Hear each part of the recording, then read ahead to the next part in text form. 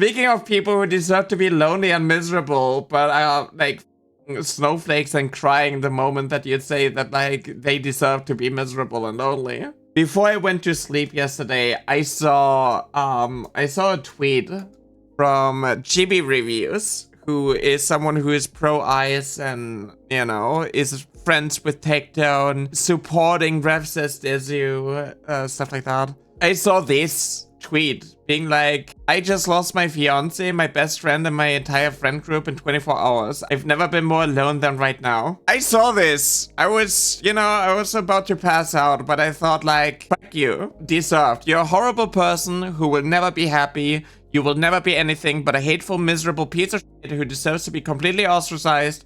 Hope this is a wake-up call, but knowing you, you'll just blame marginalized groups and quote-unquote the woke, you freak. A couple hours later, I woke up and I was like, you know what? Let me look like a little bit deeper into it. I saw like a couple more things. Deleted the post with my hospital armband to clarify I am fine and was discharged this morning from the hospital.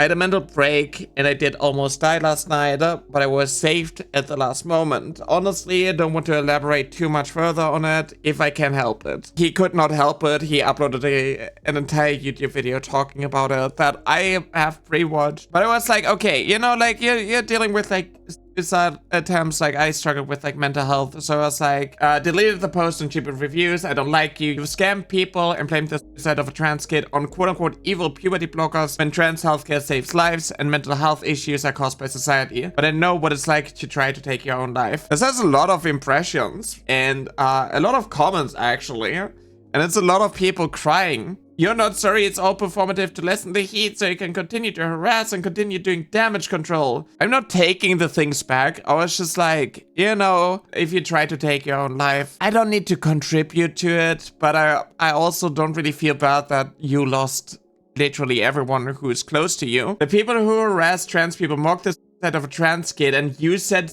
to get more trans people to end themselves.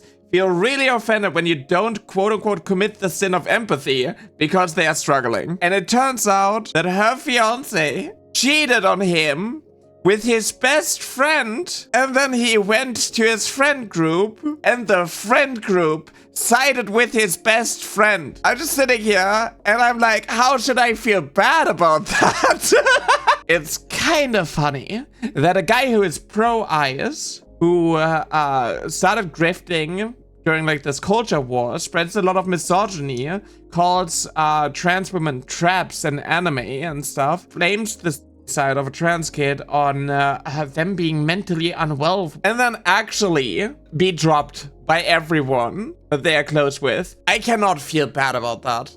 I cannot feel bad about a piece of shit who defends sexual abusers like Tectone to actually get consequences for their actions. You're going dark woke now. Okay, obviously I don't want people to die, or when people are struggling with their mental health. I just can't help but feel like there's some karma in this entire situation. If you create content, if you capitalize off of hate, if you like farm this outrage, if you radicalize people, if you know, push your misogyny and so on, if you push this culture war of like, oh, the feminists are ruining the anime, being like, oh yeah, immigrants should actually be slaughtered.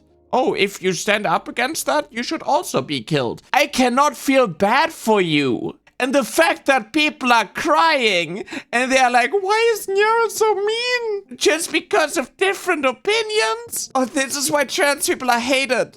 This is why we make fun of trans suicides. This is why we bully all of you into suicide. This is why we want you all to be ostracized and you know, because you're so evil. Nyara is so evil. Trans people demand respect and then they say that like, throw bricks at transphobes? How could you do this to me? I don't understand. You know, during like the Charlie Kirk thing, I was like, it was a piece of shit pushing a lot of transphobia, misogyny, and racism, advocating for violence towards marginalized groups. And back then, I said that like, he didn't deserve to be killed. But I'm not going to mourn. I'm not going to feel sorry for you.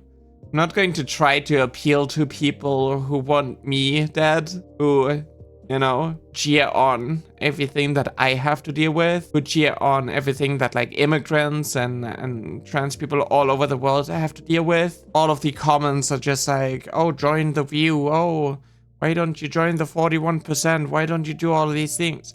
I won't feel sorry if people like that who fest a community full of like these miserable freaks, but they get dropped by their friends. People who bully trans kids into suicide got offended because I think horrible people deserve to be alone and miserable. I'm sorry, but I strongly believe that those who want immigrants and LGBTQ plus people dead shouldn't get to enjoy a happy, normal life. But don't kill yourself. That's it. I deleted the post, but I still agree that this is karma coming back around. And I hope that this is actually a wake-up call. I hope that this is going to be like, oh shit, this is what I've been doing with my entire life. But sadly, a lot of these people often do not take these moments as like a moment of like self-reflection, but they are going to isolate themselves further and drifting further down like the right-wing incel pipeline. Getting picked up by people who think, no, your loneliness is actually the fault of feminism. Actually, the problem was that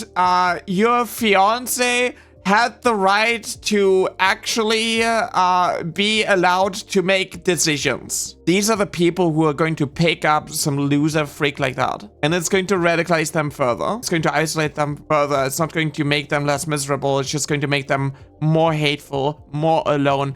And that's being exploited. I'm not going to feel sorry for you. Especially someone who also like scammed their audience. And so the people who are like bitching and moaning because like, oh my god, Nyara is so evil. They would not commit the sin of empathy for people like me. Let's be realistic. I do not owe intolerant people my tolerance.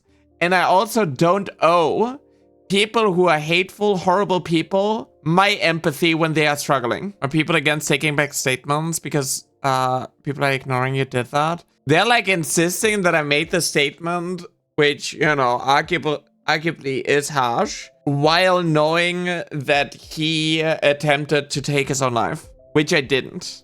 I didn't know at the time, right? Like I saw the tweet on my timeline. I made my post being like, you know, you deserve to be alone. And then I passed out, and then I woke up. I saw like more of the situation. I was like, you know what? I still stand by it. Horrible people do deserve to be alone and miserable. It's always so funny when like right-wingers act like triggered little snowflakes and they're so offended because you're not giving them the quote-unquote sin of empathy. You're not tolerating them. You're not giving them love. You're not being like supportive and being like, oh. When these are the people who are telling, you know, their cult that like trans people aren't even human beings and we don't deserve to live. They are saying the same things about like immigrants and so on. Like they will go out of their way to make trans people's lives more miserable, constantly harass us, constantly misgender us, and like try to you know, trigger some trauma, making us feel invalid. And then they turn around being like, why are you not nice to me? But I thought you were like the good guys. It's like, fuck you. I unironically believe they don't deserve empathy nor good faith until they change for the better. I believe that people should be given a chance to redeem themselves. And I do really hope that this is going to be like a turning point, but it's so hard when you build like a community. If you're like a content creator and you build a community on shitty people, miserable freaks, who are going to just blame feminism for everything that is like wrong in their life, or like marginalized groups. If you would try to get out of that sphere and better yourself, you risk losing your entire audience, which, you know, if you're like a right-wing content creator, if you're grifting to the right, if you're grifting to like the lonely, radicalized young men, you know, you're also like risking your financial security, which makes things harder. I want to give people the benefit of the doubt. I want people to have like a chance to redeem themselves. Way too often when it comes to content creators, it's just like, it's not worth it. I have talked with conservatives. I have talked with people on the opposite side. I have tried to have like conversations with people who, you know, were open for a discussion on my right to exist. I believe there's like a point where it's just like, it makes me more miserable to engage with people, you know, in good faith who do not deserve good faith and who are not in there to change their mind, but just to find like a validation for like their toxicity. Huh? I know what it's like to fall into like the right-wing pipeline. I know what it's like to project your struggles onto a different demographic and being like, oh, if these trans people weren't so annoying, then like I could be trans and I wouldn't have to feel bad about it. I know what it's like to fall for this line of thinking. And I strongly believe that a lot of people in like these incel spaces deal with like the same issues of feeling neglected by society, feeling the pressure of like the patriarchy, experiencing the misogyny that comes from the patriarchy. And instead of being like these expectations, these gender expectations are, you know, man-made and they are from the patriarchy, people in positions of power, putting that onto men. No, it's like, oh, feminism. Oh, all I need is just to have a wife who's also acting like my mom. I know what it's like, and I know that you can get out of it, but like, I can't invest into every single person. I don't coddle people like that. I'm going to be like, hey, you're a fucking moron because you're blaming feminism for problems that other men are causing you. And instead of being like, hey, actually, me being in touch with my emotions, it doesn't make me lesser of a man. I just need to continue my bloodline. I need to help other men, other abusive men, force women into being in a relationship with me so I can continue my bloodline. You're fucking insane if you believe that I'm going to coddle someone like that. And I'm also not going to invest time into getting these people unbrainwashed. If there's like I really want to learn about like trans people, everything that I learned about trans people comes from like an environment that's like really hostile towards trans people. It's like, yeah, okay. Also, it's like really difficult sometimes to tell if these people also engage with good faith or if they are like in bad faith and they're just like, can you like tell me more? I just don't view like trans women as real women. I respect trans women as trans women and I believe they are not men. But like, I don't think you're biological women. It's like, if I'm going to explain to you and then you're going to continue arguing with me and you're going to like try to justify and like do mental gymnastics to justify your transphobia, I'm not going to waste time on you. And then it's like, oh, you call anything transphobic, or you just don't want to hear like a difference in opinions. When it comes to the right, there's always like a level where people are like, well, but like, I'm not as bad as like these other right-wingers. And then it's like, okay, I'm going to give you like the benefit of the doubt and I'm going to engage with you in good faith. But they don't want to change their mind. They don't want to like come further to the left. They don't want to like budge on anything. It's just like, yeah, but like at least I'm not that bad. You know, like people who are advocating for trans people to be shoved into like asylums, like they are really bad.